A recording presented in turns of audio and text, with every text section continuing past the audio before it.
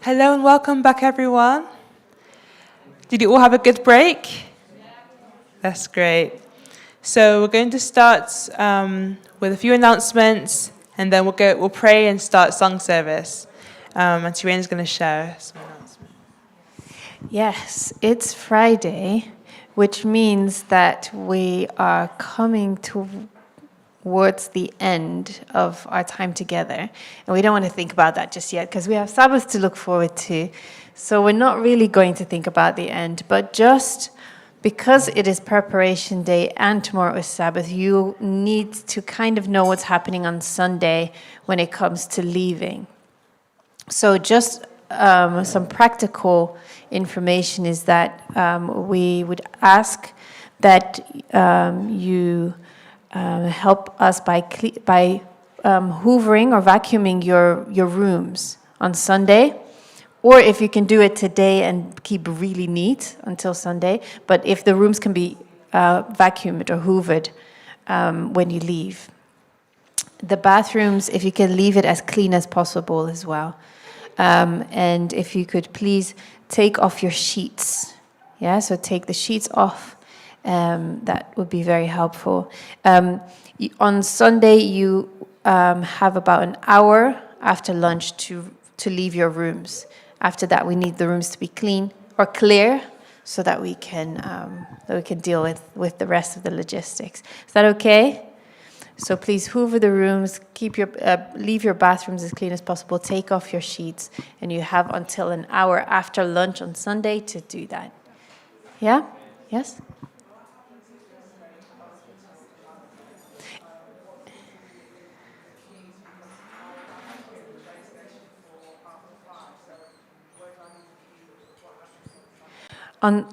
So you're leaving on Monday? Monday morning at 5 in the morning. Okay, I'll double check for you. Of course, the logistical part kind of stays the same, so just try and hoover your room, take off the sheets if possible, leave the bathroom. The key, I'll get back to you on that one. And I guess that's true. Well, for everyone, you can just bring your key to registration. But for you, I'll double check, yeah? Okay, any other questions? Okay, now we're going to forget all of that again. Oh.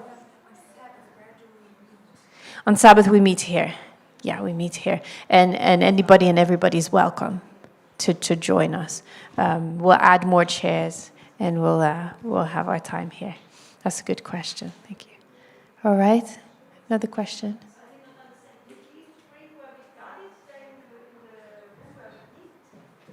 Yes. Isn't it, Bevindo? The keys can be brought back to registration. Yes. Yeah. Okay, any other questions? All right. Well, I think what we'll do, instead of having our song, perhaps we'll let you speak, because you need the time, don't you? You're okay? Okay. Oh, it would. See, that's the Dutch. Okay. So we'll give our time to Sister Jennifer. We'll have a prayer, and then we'll get to the message. Okay. Let's pray. Please stand or kneel if possible.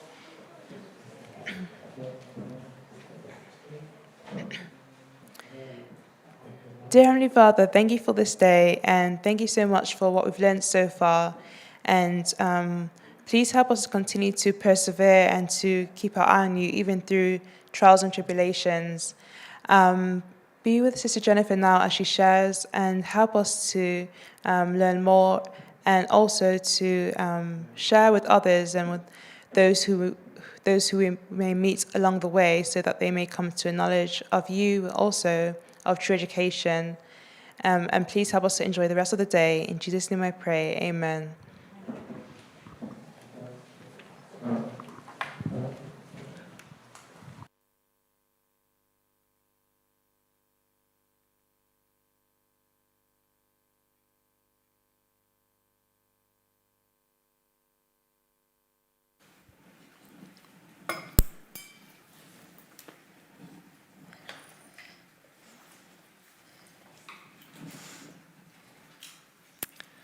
Happy Friday, everybody.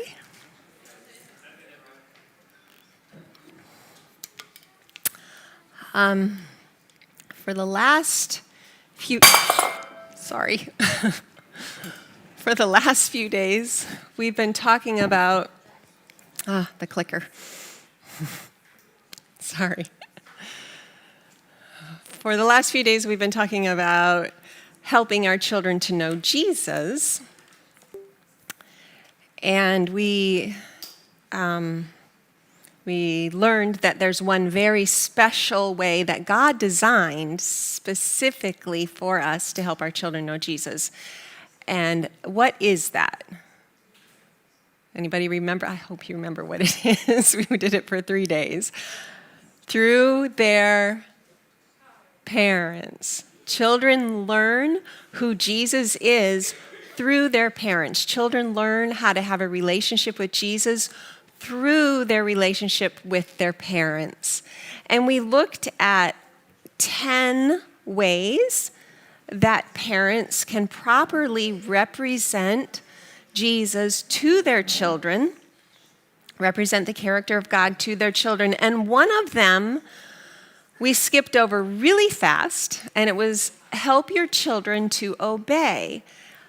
And this is a characteristic of God that parents often miss. They often don't recognize that this is a characteristic of God that they need to represent to their children. But let me ask you a question. Does God help you obey? Yes, I see heads shaking yes. He does. In fact, without Jesus, we can't do anything at all. Our humanity is very weak, and we could not obey at all if it were not for the help of Jesus. And we are told that through all our trials, we have a never-failing helper. He does not leave us alone to struggle with temptation and to battle with evil. Every temptation that we go through, if we ask Jesus to help us, he will help us. And in Hebrews, it says that he himself suffered when he was tempted so that he could help us, we who are tempted. Our humanity is weak, and as adults, we need the help of Jesus. We have a sinful nature, and it's impossible for us to be obedient without God's help.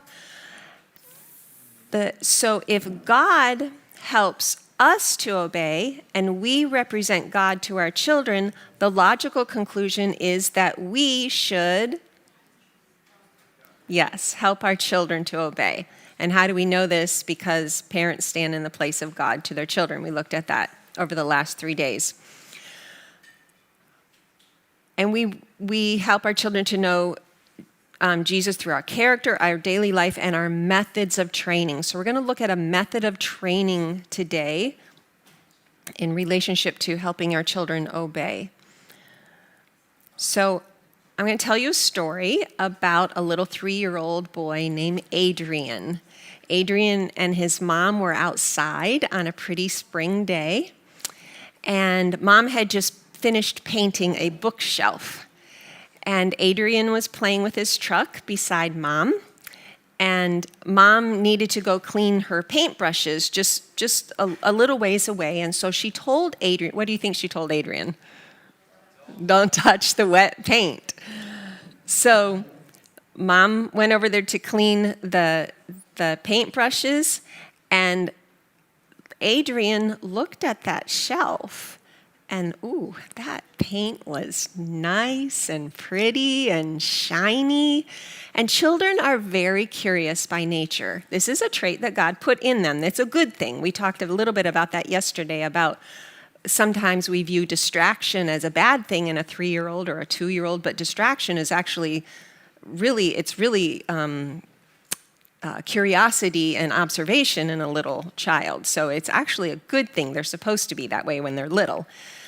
Anyway, Adrian was really, really curious. So he looked at the shelf, and he looked back at his truck, and he looked back up at the shelf again, and oh, wow, that was really interesting. He had never seen anything like that before. He looked back at his truck, he looked at the shelf, and the temptation's just too strong. And pretty soon he found himself touching that freshly painted shelf.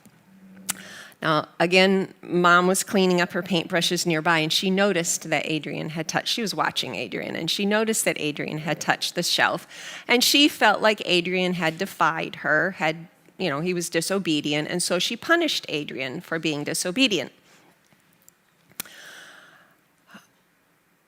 So I'm wondering, or maybe you don't have to answer out loud, but I want you to think, what do you think about her method? What do you think about what she did?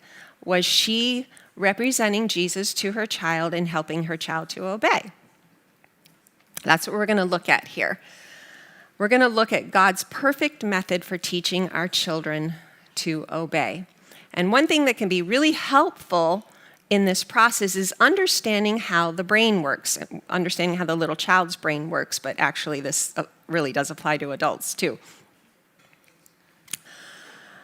When we're tempted, there are several areas of the brain that get activated, and what the temptation is depends, or what areas of the brain get activated depend on what the temptation is. But for simplification purposes, we are going to narrow it down to a couple areas. So when we are tempted, let's suppose that you've made a decision to, you're not going to eat junk food anymore. Do you have that term here, junk food? Really, really bad food. You're just not going to eat it anymore. And you found yourself eating it for breakfast and lunch and supper, and you're just realize it's really bad for you and decide you're not going to eat it anymore. And the next day, you are somewhere, and your friend who you used to always eat junk food with, or we could say cigarettes or alcohol, whatever, it doesn't matter, whatever the temptation is, your friend offers you some. And immediately when you see that, the VTA area of the brain just gets activated.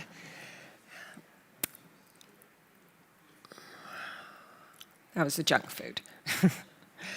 So the VTA, when it gets activated, it starts to release dopamine. Anybody know what the nickname for dopamine? And who knows what dopamine is? Okay, it's a neurochemical. Anybody know what the nickname for dopamine is? Yeah, it's the feel-good chemical, the happiness chemical. It's a hormone that sometimes it's called the pleasure hormone. So as soon as you see that whatever the temptation is, the VTA sends out dopamine, and you start to feel good because the dopamine is the feel-good chemical. And this system, the VTA system, is fast. It's reflexive. It's as soon as you see that junk food or cigarette or whatever, that VTA is full speed ahead. The dopamine is released. You start to feel good. And just at the very first thought of eating that candy or whatever it is. And this is what drives the temptation. It's this activation of the VTA. So, but you've made a firm decision to not eat this food anymore. So what keeps us from not eating the whole pile of candy or whatever? What keeps us from doing that? Anybody know? I think I heard it, the prefrontal cortex. The prefrontal cortex is the control center of our brain. This system is responsible for impulse control, for logic, for planning, for future-oriented thinking. So you're thinking, I made a decision to not eat this junk food, but your prefrontal cortex, your VTA says, ooh, it'll make you feel good. And your prefrontal cortex is over here saying, yeah, but think about tomorrow. Are you going to be happy with yourself tomorrow? So it's future-oriented thinking. The cortex is responsible for focusing, for managing emotions, for remembering instructions, for problem solving, and for making decisions like, maybe I don't want to eat that junk food. So we see on one hand, we've got the temptation, what drives the temptation, and the other side is what calms down the temptation. So your friend offers you that junk food, and the VTA releases dopamine, and you start thinking about how good it would taste, and it releases more dopamine, and you think about the last time you ate it and how good it was, and more dopamine. And all this really happens really, really fast in the brain, and the dopamine starts building up until you get to a point where you're just say, yeah, thanks, I want to eat it, thanks, But all this dopamine gets released before you even, these feel-good chemicals get released before you even eat it. So you've got a lot of emotion going on there. So anyway, that's what happens in the brain. But again, the prefrontal cortex is standing over here saying, look, don't eat it. You'll feel better if you don't eat it. Your brain will work better if you don't eat it. Your immune system will work better if you don't. It's trying to reason with you, and the VTA is over here saying like, forget about the prefrontal cortex. Let's just eat it. It's a good, it'll be fun to eat it. So it's kind of like this tug of war between two areas of the brain. The Spirit of Prophecy calls it a battle between the higher powers and the lower powers.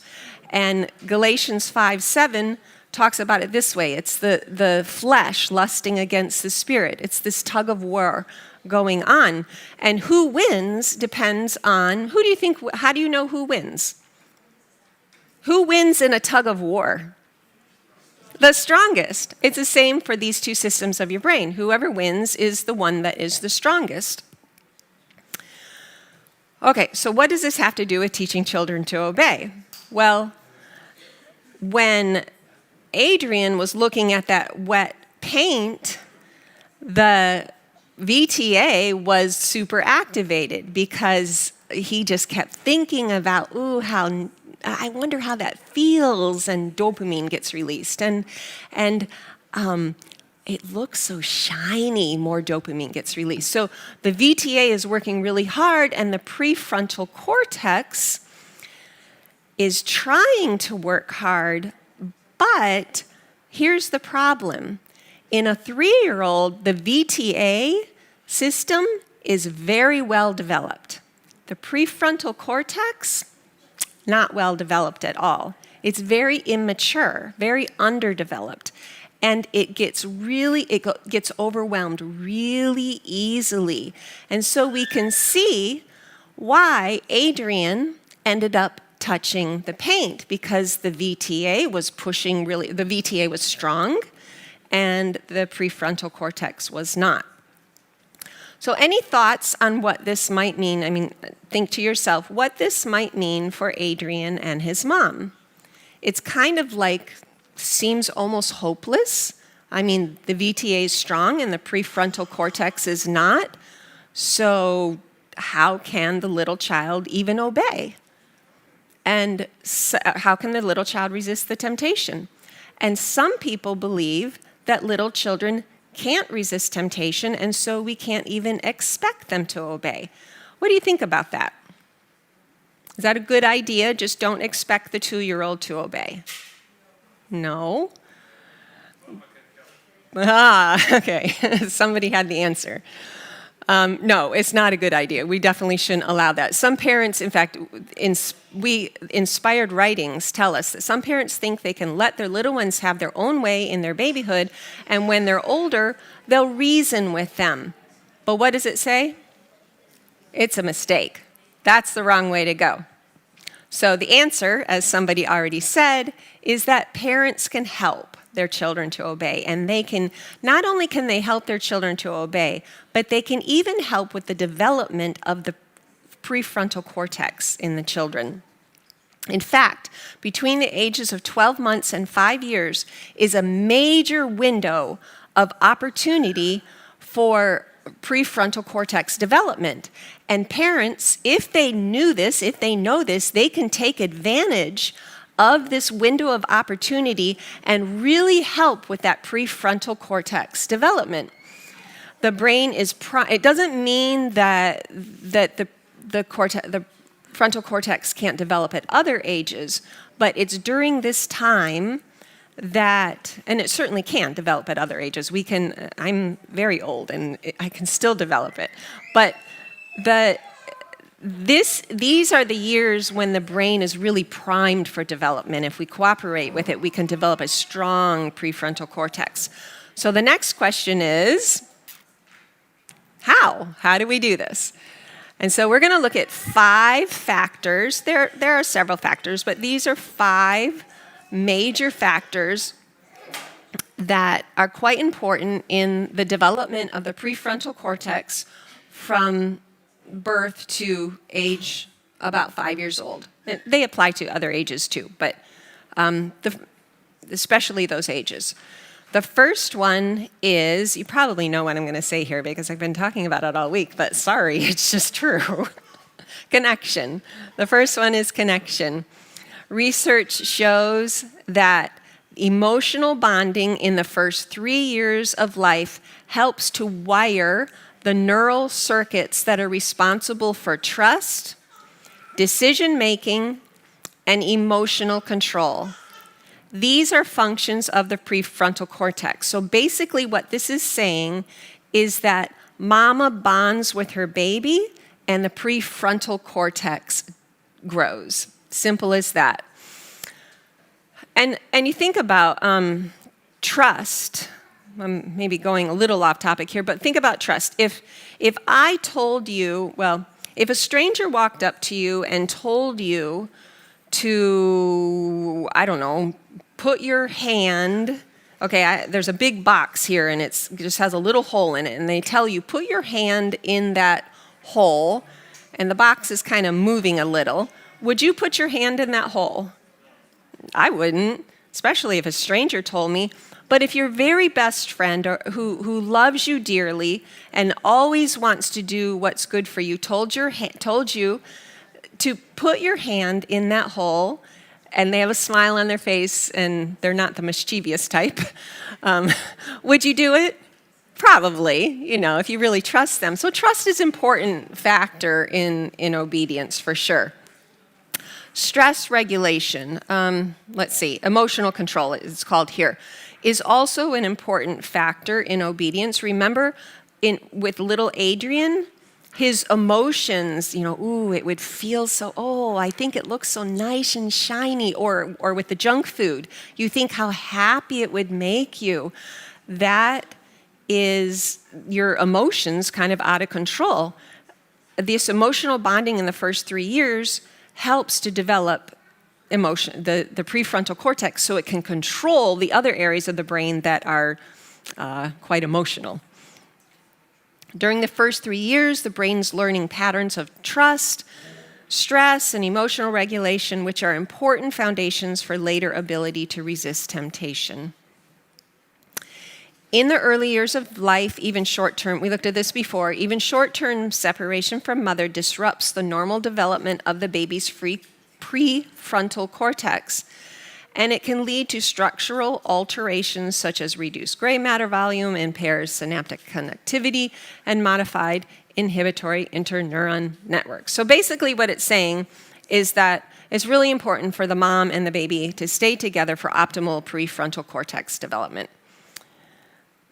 Now, we've talked about the connection between the mom and the baby, and as I explained in one of the last sessions, this is not to minimize the role of the father. The father plays a very important role in a child's life, but the way that God designed it is that in the early years, the mother plays the dominant role, and in the later years, the father's presence and influence and interactions with the children help develop some very important character traits that are really best developed through the father's connection with the child. It doesn't work so well with the mother. But in the early years, the security doesn't develop so well with the father, but it works better for the mother. So God has a place for the mothers and a place for the fathers. And in all the years, both the mother and the father, of course, support each other. But, we have these specific roles. Does that make sense? Somebody asked me before, are you saying that fathers aren't important? And obviously, I'm not saying that at all. They're extremely important in many, many, many ways. Okay, so the connection between baby and mom should be diligently cultivated from birth and well through toddlerhood. And over the past 3 days, we looked at how we can do this. In babyhood, it means keeping your baby with you through all your activities of the day. As a child grows, you play together, you work together, you cook together, you learn together, you work in the garden together, you figure things out together. You just basically spend all day with your children. It's not complicated to build that emotional bond. And we are told that through research that when parents and children have this connection, children seek and accept the parents' guidance. Why do you think this is? Besides the obvious, you kind of appreciate the guidance of somebody that you like, let me give little hints here. The connection builds the prefrontal cortex. The prefrontal cortex develops good thinking, good logical thinking.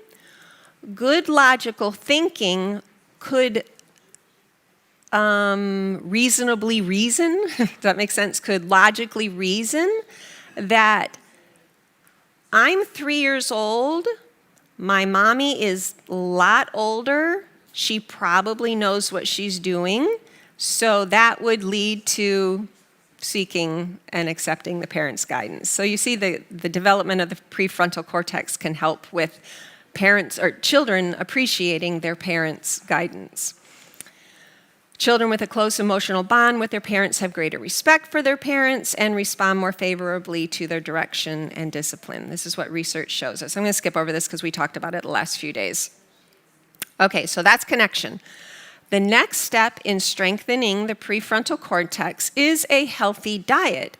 It is amazing how much influence a healthy diet has on the development of the brain, especially the prefrontal cortex. Research shows that there are certain foods that increase levels of the brain growth factors, and there are other foods that decrease levels of brain growth factors. But, and often the question is, well, you hear all these different advice on what a healthy diet is. So how do we know what a healthy diet is? Well, here's what I think is the best way to know what a healthy diet is, and that is to ask the one who created us. In order to know what are the best foods, we should study God, our creator, his original plan. Anybody know where to find God's original plan? Yeah, Genesis. God said, "Behold, I have given you every plant yielding seed." There's food number 1. "And every tree which has fruit yielding seed," that's food number 2. This is what you should eat. It's food. And in Genesis 3:18, which happens after sin, "And ye shall eat the plants of the field." So we've got 3 foods here that our Creator designed for optimal prefrontal cortex development. Okay, let's look at the first one, plant yielding seed. What is that?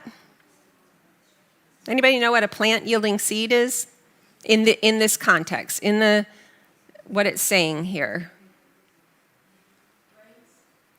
Absolutely. It's cereal grains. So foods like buckwheat and rice and millet and amaranth and quinoa and teff and all those grains. Any thoughts? Anybody know what some other plants yielding seed are that very similar to cereal grains but not quite? I think we did. We had some for breakfast this morning, I think. Yeah, we did. Sorry? Barley is a grain, yeah.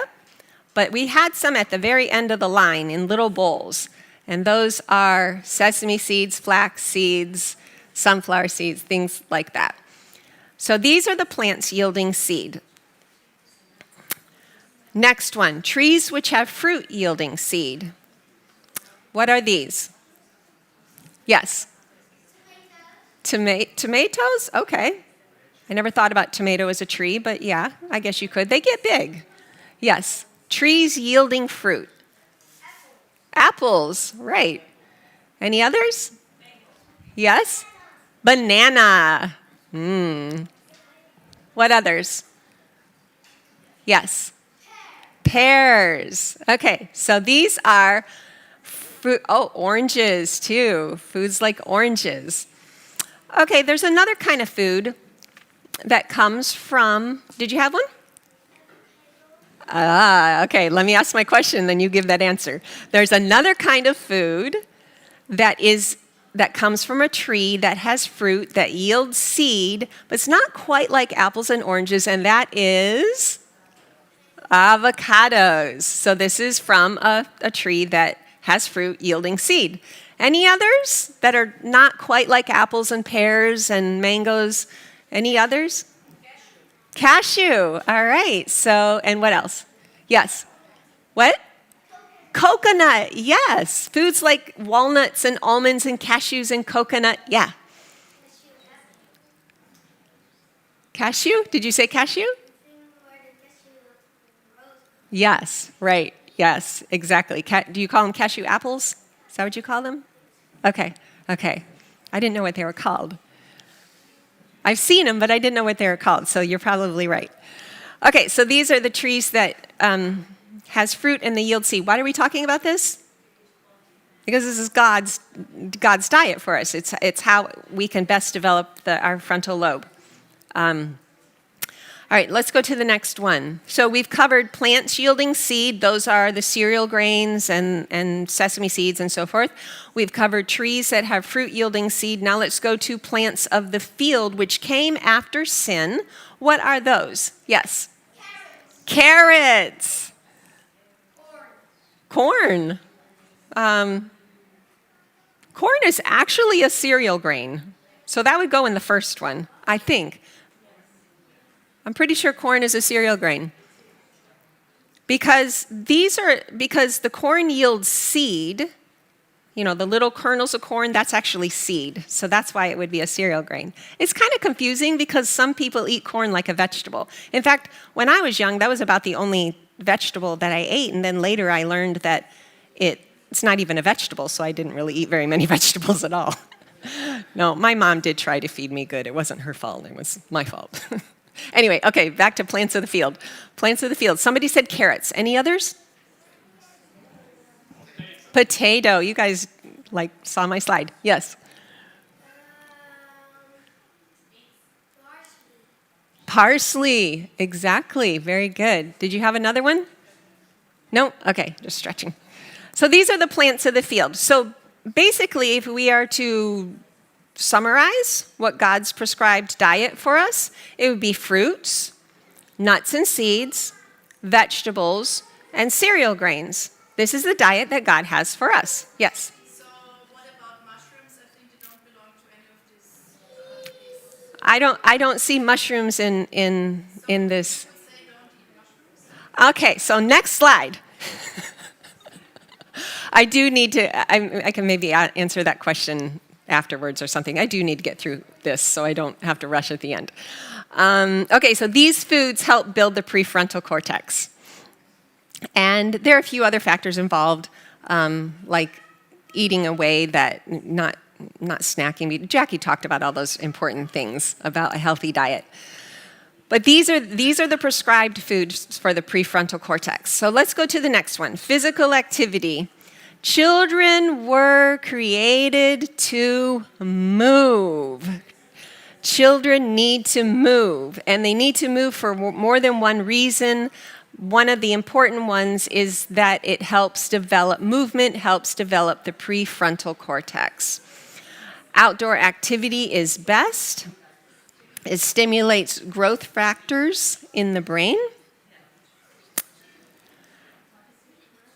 And research has found that the prefrontal cortex has greater volume in those who regularly spend an abundance of time in outdoor activity.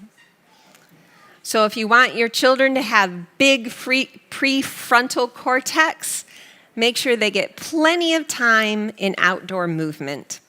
The general recommendation is before age 10, physical movement the majority of the day, but a minimum of 3 hours of activity outside. There's just no way around it. Children were created to move.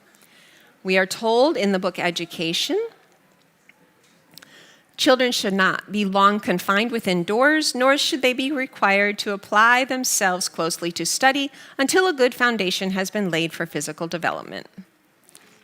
And in the book Christian Education, the only schoolroom for children from 8 to 10 years of age should be in the open air amid the opening flowers and nature's beautiful scenery. And in the book Education for the first 8 to 10 years of a child's life, the field or garden is best schoolroom, the mother the best teacher, and nature the best lesson books. Joshua has shared these with us over the last few days. We see the reason why, because these outdoor activities are essential for the development of the prefrontal cortex, or good, healthy development of the prefrontal cortex. So that's number 3. And let's move on to number 4. No screens at an early age. No, I don't know the exact age recommendation. I've heard 12. I would say at least 12 years of age. The screen use has been shown to create atrophy in the dorsolateral prefrontal cortex. Not a good thing. If you're trying to develop it, then you create atrophy. Screen use decreases neural coupling between executive networks and subcortical reward regions, impairing impulse control. Basically, what this is saying is that screen use inhibits the ability of the prefrontal cortex to help control the impulses of the VTA part of the brain. It inhibits, did you understand that? It inhibits the prefrontal cortex from doing its job. So no screens are best. Think about, I told this to someone once and they are like, no screens, that's ridiculous. And I said, we have lived for children have lived for thousands of years without screens, and they really did do just fine. I think that they'll still do just fine. How will my children learn to use a computer? Let me tell you. They somehow have no problem. Anytime I have a problem, digital stuff, whatever these things are, I ask my daughter to help me. They just know how to do it. It's not going to be a problem. They'll figure out how to do it even if you wait till after age 12. All right, the very last one is to use it. What happens to your muscles if you sit around and don't use them? What would happen to your muscles if you sat around and didn't use them?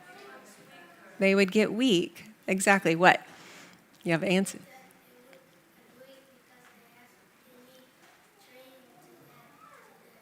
Exactly. They would get weak because they need to move in order to get strong.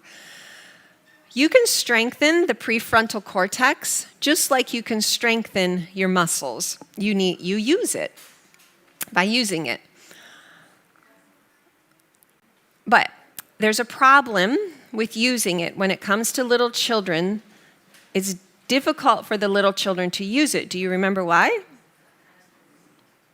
Remember why it's so difficult for the little children to use the prefrontal cortex? The VTA is really strong and the prefrontal cortex is weak. It is very weak. It's very underdeveloped. So how can children use their prefrontal cortex when the VTA is so strong and the prefrontal cortex is weak and still under construction? It would be like telling a 2-year-old to exercise his legs on a bike that's way too big for him. It's kind of an impossibility. He really needs, what does this poor little child need? Oh, yeah, some training wheels would be helpful. But his feet don't even reach the pedal. So maybe in another year, training wheels would help. But what about this poor little guy? What does he need? Okay, no smaller bike available. What does this guy and this bike need? Sorry? Help. I heard, yeah, he needs longer legs. Okay, somebody was more realistic over here. They said help. That's what he needs. He needs help. Because we can't make him have longer legs. We're dealing with this bike and we're dealing with this little boy. He needs help. He needs one of his parents to help him. The parents need to help him ride this bike. I mean, it'd be great if we could get him a smaller bike, but maybe this is a bad illustration. But in this case, this is the bike he's got. He needs his, sorry? I don't know. I got it from, I don't know. I think I got it from Joshua. Okay, so he needs the parents to help him use it. So in our example, and this is the way it is with the prefrontal cortex. The prefrontal cortex is weak, but it needs to be exercised. If it's weak, but it needs to be exercised, and the 3-year-old really doesn't even know how to exercise it, he needs his parents to help him exercise it. Did you follow? Okay. The prefrontal cortex is weak, so the parents need to help the child exercise it. So in our example with Adrian, this would look something like this. Adrian looks at that wet paint. Mom goes over to Adrian, picks him up, and says, Adrian, that paint is really tempting. Let's go move to a different place to get our minds and brain, our minds and hands busy on something else to help us resist that temptation.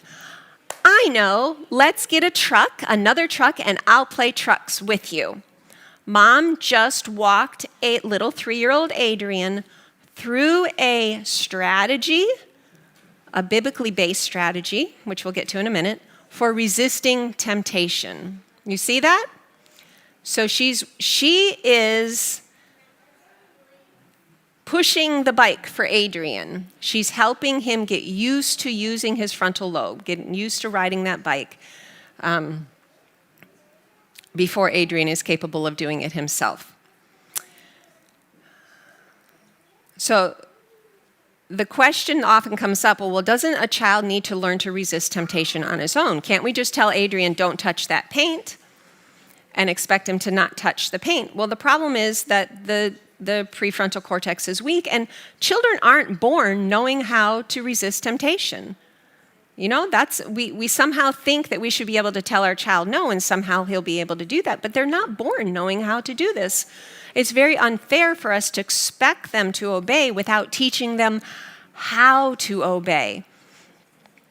So how does a child learn to resist temptation? Well, unfortunately, many don't. Many never learn to resist temptation because their parents don't teach them. What they actually learn is coping skills so that they can kind of just deal with temptations and not fall into them every time, but they don't actually learn how to, the biblical process of resisting temptation because their parents don't teach them. And I'm including many Christians. Many Christians don't know the biblical process for resisting temptation because they didn't learn it when they're younger. Sometimes, some of us have to learn it when we're older. Regardless, it's something we need to learn. So here's an example. How of expecting someone, let's see, what am I trying to say here?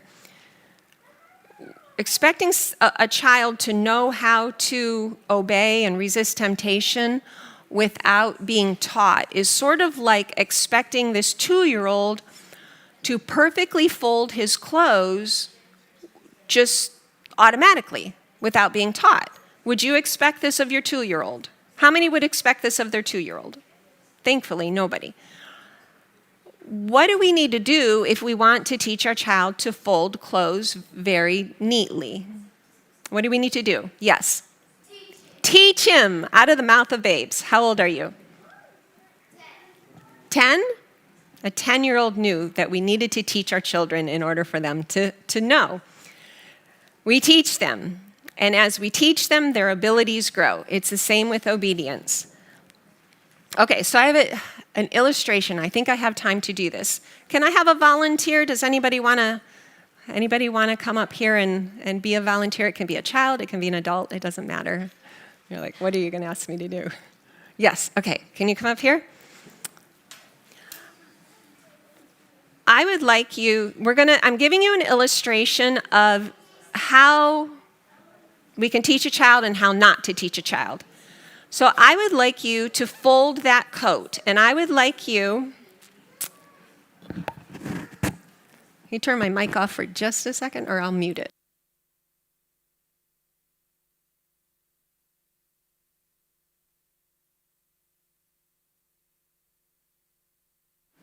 I was just reassuring him that he wasn't like under a big test and I didn't want him to feel bad. So I'm going to have you fold it, but I'm going to tell you how to fold it, okay? Because I want you to fold it in a certain way.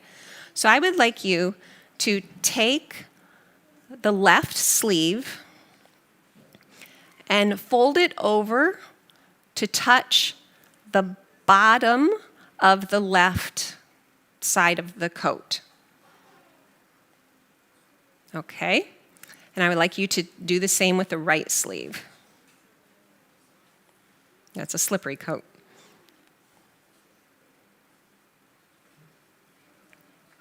Okay.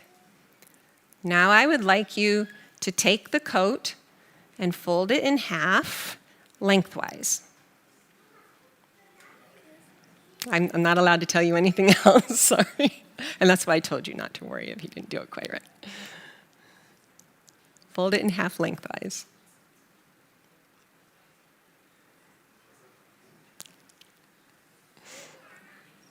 All right, and now I would like you to fold it, I'm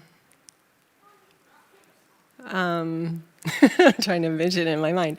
Now I would like you to fold it the other way. And he's looking at me for direction because the illustration here is, now let me ask you, was that easy to do following my verbal instructions? Not really, because you kept looking at me like, I'm not sure what I'm doing here, right? Did you feel that way? Yes, he's like, I wasn't sure what I'm doing here because I'm just giving him verbal instructions and you're not a 3-year-old, you're much older than a 3-year-old and he's still struggling because I'm just giving him verbal instructions and they're not that good. So let me show you how I want you to fold it. And this is going to be a much more fair way to do it. I should have told you to turn it upside down. All right, so I want you, what did I say first? I want you to take the sleeve and put it, the left sleeve and put it at the bottom there. You did perfectly fine. It was my terrible verbal instructions. That's the whole point. And then take this sleeve and put it, my hair, put it there. And then this is lengthwise. But you didn't know that because nobody showed you, right? But now that I've showed you, and then fold it the other way. Okay, now this is what I want you to do. Did you follow? Did you watch me do it? Okay, do you think you can do it? Better than last time? Yes. I think you can do it better than last time, and I'll even let you unfold it so you can see how it's folded. Now, while he's trying it again, I want to ask you, which is easy? He's much older than 3 or 2 or, these young ages. Which was easier for him, the verbal instruction or me actually showing him how to do it? Which was easier? Showing was much easier. The poor young man, he's looking at me when I'm telling him, he's like, is this right? But now that I've showed him, look what a good job he's doing. Very, very nice job on that slippery coat with the slippery table. Excellent. It's the same when we teach our lengthwise. And now the time is to step in. Yep. Like all the way over.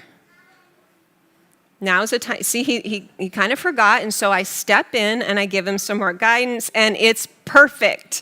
Look at this. Good job. And he did it so well because I walked him through it. It's the same thing with Adrian and all other 2-year-olds, 3-year-olds, and 4-year-olds. We can't just tell our children, do it this way, do it this way, do it this way. We have to walk our young children. That works for an older child if they've had experience, but the younger children need us to walk them through the process of resisting temptation. And that is why Adrian's mom couldn't say, don't touch the paint. She needed to pick Adrian up and take him to a different location, show him how to actually go through the process of resisting temptation. Does that make sense? How many, tell me if that does not make sense to you. Okay, good. There are three three factors to consider in how we actually do this process. And as parents, few important factors in this guiding process. And the first one is understand ourselves how to resist temptation. If we don't understand how to resist temptation, how are we going to teach our children how to resist temptation? So that's the first thing. Understand for ourselves the biblical process of resisting temptation.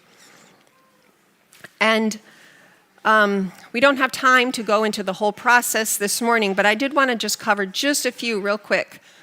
So mom picks Adrian up and she moves him to a different place. And she plays trucks with him. Can you give me a Bible verse that shows me that this is part of the biblical process of resisting temptation? Anybody? It's kind of a tough question, but maybe somebody can come up with it. Yeah. One more time.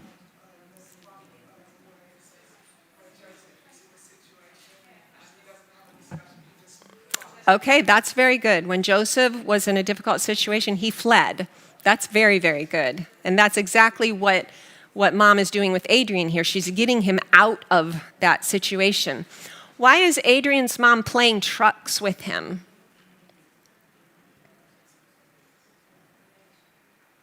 Change the mindset. Yeah. Logically, we can understand it changed the mindset. There's actually a Bible verse that explains this, and that's be not overcome evil, but overcome evil with good. So Adrian's mom was helping him to not do evil, the disobedience, by doing something good, something that he was allowed to do, and that was to play with the trucks. Parents should remember that occupation is essential for children. If their hands are kept active in useful employment, a door will be closed against temptations of Satan. How helpful is this? How many want to close the doors of in their children's lives against Satan's temptation? Yay, I love that. 2 hands. We totally don't want to give Satan an in at all. So the answer is right here. We can keep our children occupied in useful things. Okay, I want to mention one thing here. In the process that Adrian's mom went through, this was not distraction. If we are constantly distracting our children from potential temptations, we never have the opportunity to teach them how to resist temptation. So, I'll come back to that later, but it's important to recognize this is not distraction. Okay, next question. Why can't mom just say, go over there and play with your truck? Why can't mom do that? Why does she have to go play with him? Why do you think?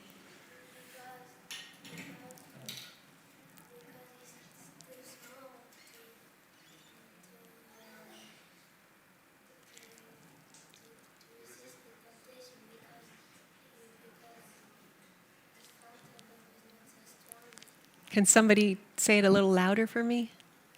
He's too small to resist. Okay, yeah. It's good that mom is with him. You are absolutely correct. It's good that mom is with him. And that's a very, very, very essential, very important, very basic. Yes?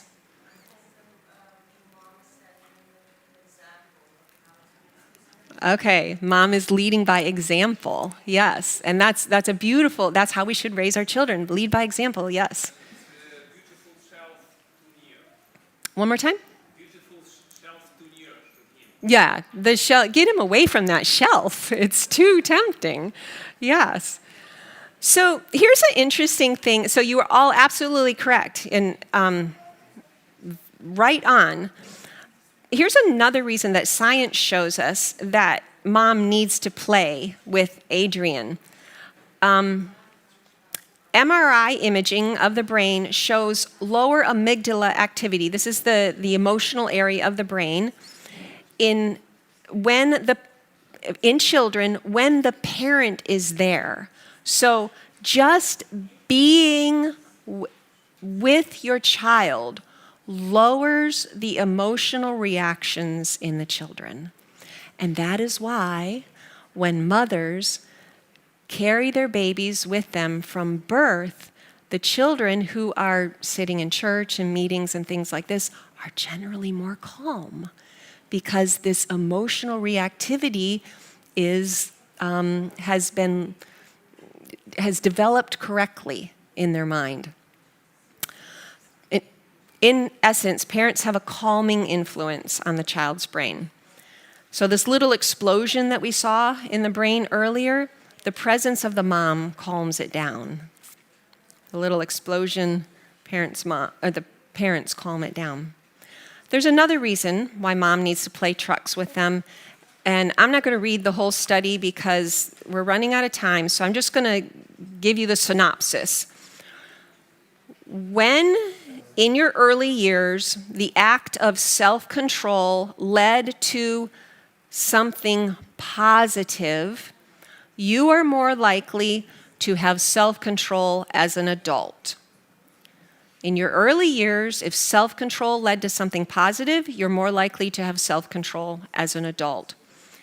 If in the early years self-control didn't really benefit you any too much, you're less likely to have self-control as an adult. So your environment in the early years really influences how much self-control you have as an adult. So when Adrian went from that tempting shelf to mom's playing trucks with me, did self-control lead to something positive? Absolutely. If mom would have said, no, Adrian, don't touch that shelf, go in the house and play, did self-control lead to something positive or negative? Negative. So we really want to try to, every time we expect our children to exert self-control, we really want to try to frame it in the most positive way possible. And often, not always, but almost always, the best way to do that, it involves doing something happy with your child, like playing with your child. Not always. I know every situation it doesn't work like that, but it's often very helpful. Okay, so we've got understanding how to resist temptation ourselves, and that's what we were just covering, the overcoming evil with good and fleeing from temptation and all that has been mentioned. The second factor is parental attentiveness. You cannot help your child resist temptation if you don't know that they're being tempted. Logical, right? Satan loves it when parents are not attentive because he is constantly, even when you're not looking, he's looking. He is trying to find ways to tempt your child. As soon as you are not attentive, Satan's right on it. Children, we are told that children need constant watch care and tender love. Satan is watching his opportunity to sow the seeds of tares in the heart. Parents, it's our job to protect our children from Satan's temptation. Often parents are doing their own thing, and children are doing their own thing. The problem is that most parents think they know what their children are doing, but the reality is that often they miss a lot. So it's absolutely necessary, if we want to guard our children from Satan's devices, that we are with our children all the time, paying attention. Some people think that Some parents feel overwhelmed by this advice. They think, how can I be with my child constantly and always be attentive? Well, that takes us back to the very first one, connection. How do we build connection in our children? We are there when they wake up in the morning. We fix breakfast with them. We clean up with them. We play with them. We go for a walk with them. We go to the garden together. We just live life together. And it's not work. It's not drudgery. It's not, I'm overwhelmed. I'm too busy because I've got to get my work done and I've got to watch this child as well. Oh, I can't do all this. It's not that at all. It's just living life together. And if you start your child doing that from birth, by the time the child is 6 years old, they can pretty much do all of the responsibilities in the house, in the home, and that actually it relieves some of the burden from the parents. There's a lot that the children can help the parents with, and it makes the parents' job so much easier. Now, if you didn't do this from birth, well, I'm going to talk about this on Sunday because sometimes it's an overwhelming thought. How can I teach my child to work? It'll be just fighting all day long. It doesn't have to be like that. Children can enjoy work. We'll talk about that on Sunday. Okay, let not a mother allow her mind to be occupied with too many things. Why? Because she has a more important job to do. With the greatest diligence and the closest watchfulness, she must care for her little ones. God does not ask mothers to do anything that is going to take their precious time away from their little ones. And the last factor as we wrap this up is timing. And that means that when Adrian's mom picks him up and takes him away from that temptation and gives him something to do, she needs to know when to do this. And this is important. And so to help us understand, and why is it important? Anybody know why it's important? Think about that, the explosion of dopamine. It gets to the point where it's a bit overwhelming. It's kind of like a boat floating down a gentle stream, but going toward the rapids, and it gets stronger and stronger and stronger, and pretty soon they're at the waterfall. It's a little difficult to grab that boat when it's going down the waterfall. It's a whole lot easier to get the boat when it's in the gentle flowing stream. So we want to know the right timing for that. Let's look in the situation with Mom and Adrian. This is just the example we're using. Let's try to discern at what point this is. So here's how it went, in case you forgot how the story went. Mom told Adrian not to touch the shelf. Adrian looked at the shelf. Adrian turned back to play with his truck. Then he looked at the freshly painted shelf again. And then he looked back at his truck. And then he looked at the shelf. And then he looked at Mom. And then he scooted a little closer to the shelf. I probably didn't tell this story in this much detail at the beginning, but I should have. And then he reached out and touched the shelf.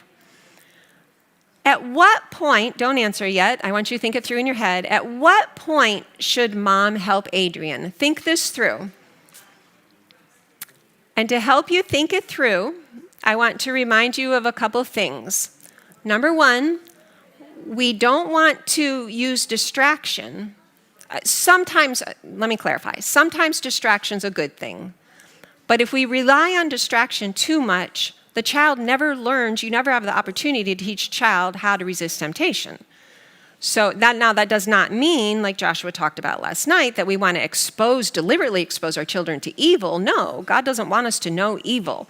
But these inevitable situations in life, children need to know how to resist temptation. So we don't want distraction, but we don't want to wait too long. So with the raise of the hand, if you have a thought, at what point does Mom need to help Adrian? What do you think?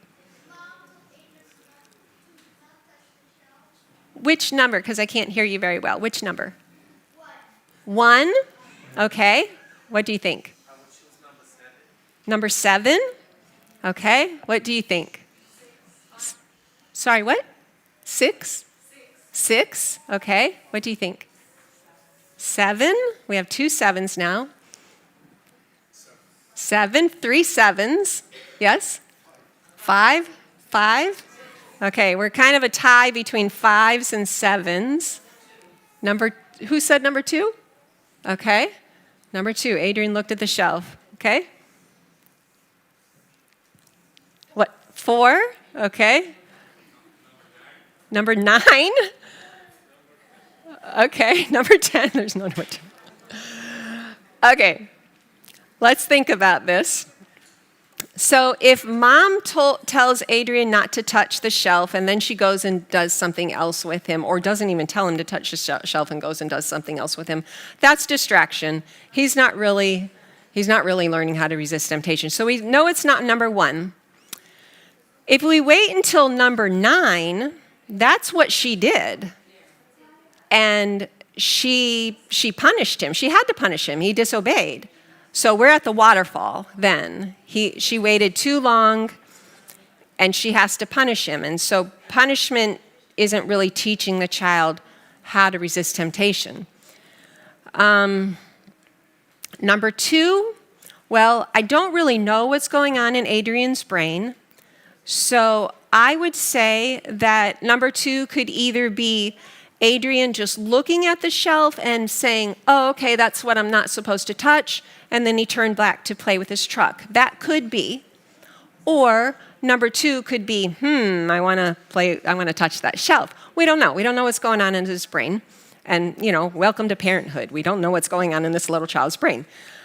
Number 3, he turned back to play with his truck. So obviously we don't do it then because he's doing something good.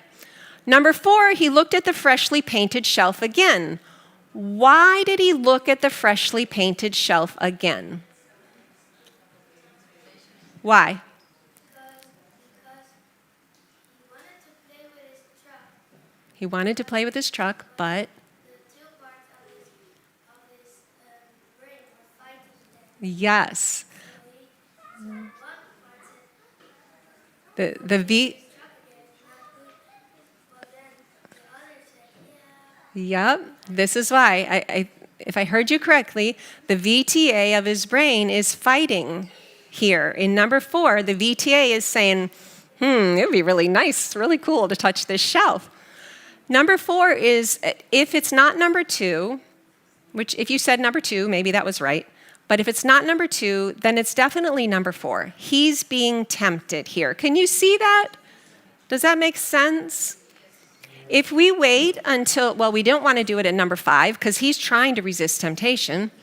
If we do it at number 6, we're in the rapids now. The boat is in the rapids. If we wait until number 6, we are, I didn't put the quote in there. I should have put the quote in there. That we have counsel that we should resist. I can't remember the quote exactly. Does anybody know it where we are told that we should resist temptation immediately? The very first thought should be resisted. And so we want to catch it before, we want to catch it before number 6 because that's not the first thought of temptation. We want to catch it at number 4. When he looked at mom, now the thoughts are kind of like, is mom watching? Is she going to punish me? That we're getting close to the waterfall. Scooting close to the shelf, we're at the waterfall. Reaching out and touch the shelf, down he goes. Yes.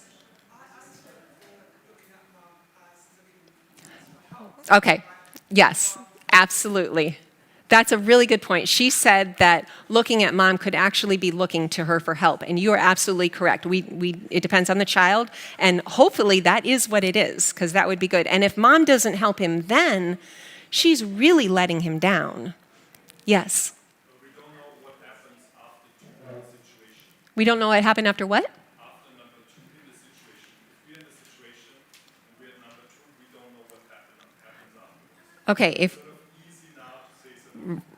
Right. In the situation, we just have numbers 20. We have to make a decision. Yes, you're right. He's saying that in the real live situation, you don't have it so nicely delineated 1 through 9, obviously. And so there's a few factors here. Number 1 is this is why I've said this several times in this whole seminar time. we need to study the character of our children. If we're studying the character of our children, then we start to learn, okay, Tommy gets to number 2, and next thing you know, he's touching that shelf. Andrew, he gets to number whatever before he even goes any closer. So it's really important that we study the characters of children, and I guarantee you study the characters of your children and you'll start to learn when these things happen. But in order to do that, in order to know your children this well, this is important, in order to know your children this well, you've got to be with them. You've got to spend time with them. This is where we most often fail as parents. We are not coming in close enough relationship with our children to really know them well. So all these things come as a surprise, and then we end up, we don't know what to do because we're not studying the character of our children. Let me finish one thought and then get back to you, if I can remember it. So the first thing we need to do is study the character of our children, and the next thing we need to do is pray. Every morning, before you even get out of bed, you pray for strength and wisdom to raise these precious children for God's honor, and then you pray all through the day. And I guarantee you that God will guide you and help you to know at what step to step in. Yes?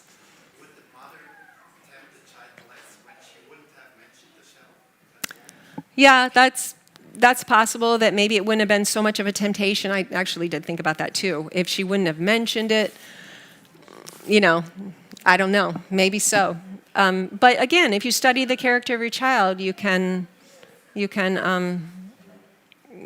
discern these things better, and you apply the.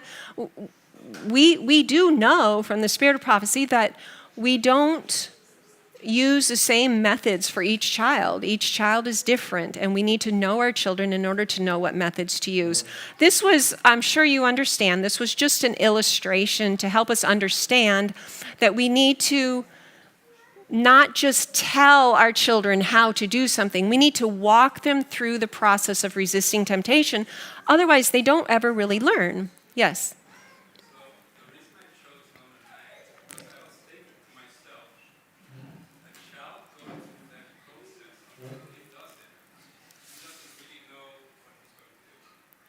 Okay.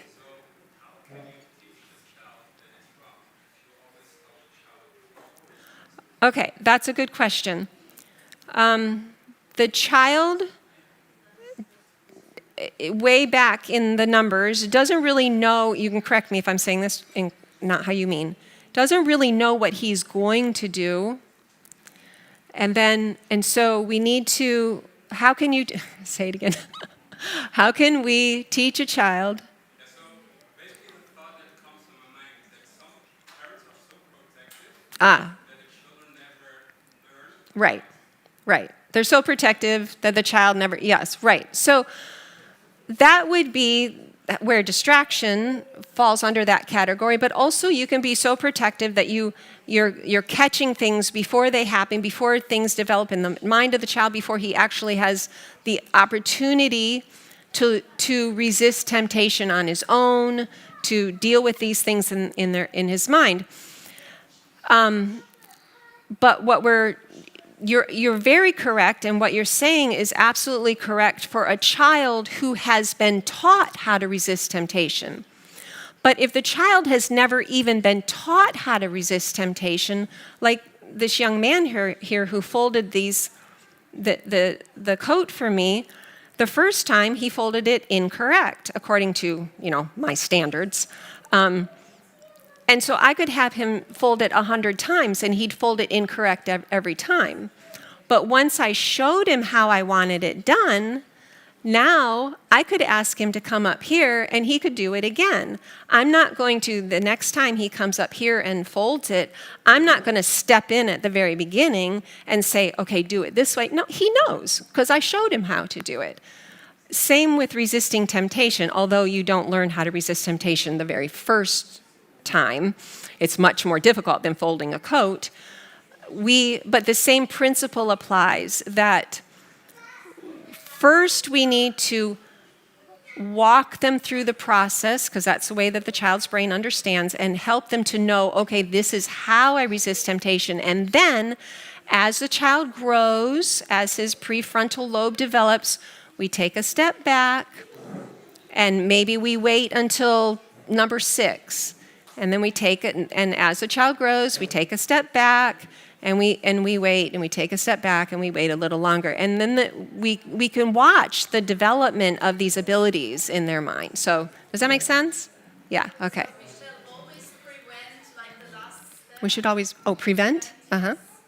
Shall we always prevent the last step, or like what's the age? So like when they're really small, we help them to do something good, right? Instead Yes, of that. right. And then maybe when they're older, we can also reason with them and explain. Exactly. You can come up and teach. Those are all the things I want to say, yes. And yeah, but then will there be like an age when I let the decision to him and then also bear the consequence, or how? Is there, so the question, so she's saying, we start with this process at the beginning, and as they grow older, then we can reason with them and allow them to develop these abilities on their own. And yes, absolutely, I mean, not allow them to develop on their own, and allow them to practice these abilities that we've taught them on their own. The question is, do we ever let them is there an age when we ever let them get to number 9 where they reach out and touch the shelf? I think that we can look at the example of, so let's see. I think we can look at the example of what Jesus does for us. He never expects us to resist temptation alone, but he doesn't force himself on us. So it's important that children of all ages, including 17, 18-year-olds, know that their parents are always there. They're going to help them resist temptation. I know many teenagers who have expressed to their parents or to me, I've heard them express, they were so thankful that when their friend invited them to a party, a drinking party, that their parent, even though the 16-year-old is perfectly capable, he knows how to resist temptation, the parent stepped in for them and said, no, you can't do that. And the teenage child, young adult, they expressed, and they're talking this in their young in their 20s. I was so thankful that my mom did that for me, because it was just something that was above my ability to do at that age. And they grew up being very able to resist temptation because their parents modeled it, their parents taught them, their parents modeled it, but their parents also stepped in and helped them when they just felt like they couldn't do it. And there's nothing wrong with that at all. It prevents a lot of really overwhelming situations for teens. Now, that doesn't mean, so there's a balance here, because if we always are stepping in and never giving the child the opportunity to exercise these abilities, then the child doesn't get, the prefrontal cortex doesn't get strong. And again, it boils down to you have to come back and you have to study the child's character and know what the needs are and so forth. I do want to emphasize here, though, that those are important questions that we need to understand, but it isn't really the point of this presentation. The point of this presentation is that children aren't born knowing this. So we at least have to teach them. And then what we do after they learn, then the parent needs to go, it's between the child and the parent, and studying the child's character and asking God for wisdom of how to further it from there. And we are out of time, so probably should save questions until after in the question and answer session. There's a little bit more to it, and I'm cutting off the end because of the time that might answer some more of these questions, but you touched on a little bit of that where you said reason with the child. That is important that you also give the child reasons and help develop their reasoning powers. Again, more to it. So in summary, connection builds a prefrontal cortex, healthy diet, physical activity, avoiding screens, and exercise. All these things can help build the prefrontal cortex. Jesus doesn't leave us alone to struggle with temptation. Here is the point of what I'm saying. Again, we're talking about young children. When young children learn to turn to their parents for help, this might be an answer to what you're looking for. When young children learn to turn to their parents for help in resisting temptation, they're developing the habit to turn to God in resisting temptation when they're older. So at some point, that transition gets made. And honestly, when it's done well in the younger years, I've never seen the transition not made naturally. But if you're noticing it's not being made naturally, you can encourage it along. But I still believe that the parent should always be there, available to help their children whenever if your child is 16 years old and you have a close connection with them and they're asking you, can you help me out with this situation with my peers? What good, loving parent isn't going to help them with that, Most parents would wish that their children would ask for that help. We're developing that in these younger years. All right, so we're out of time. Thank you for your patience, and let's say a prayer, and then we'll let Tia come up.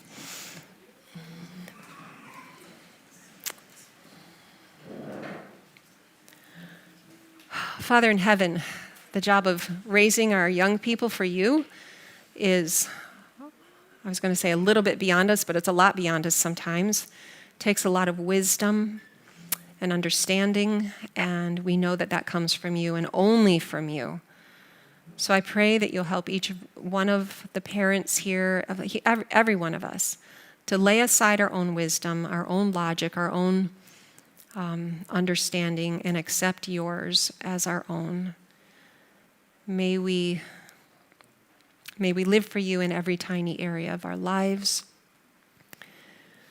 We love you so much, and we're so thankful that you want to help us resist temptation.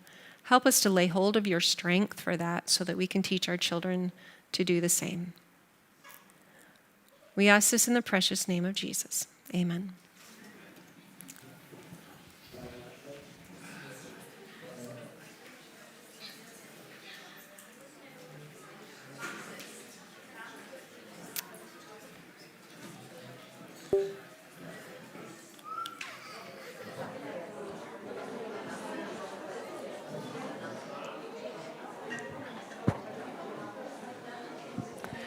Thank you, Sister Jennifer, for your message, and I pray that we'll take on board what we've heard, and we won't just speak or say something to our children, but we'll also be a good example for them. Just a few announcements. So please, if it's possible, can there be 2 volunteers again for lunch today? So after lunch, can there be 2 volunteers to help with the tidying up and the washing up? And also later on after supper, if it's possible for us to have 2 more volunteers. And tomorrow as well, tomorrow we won't have any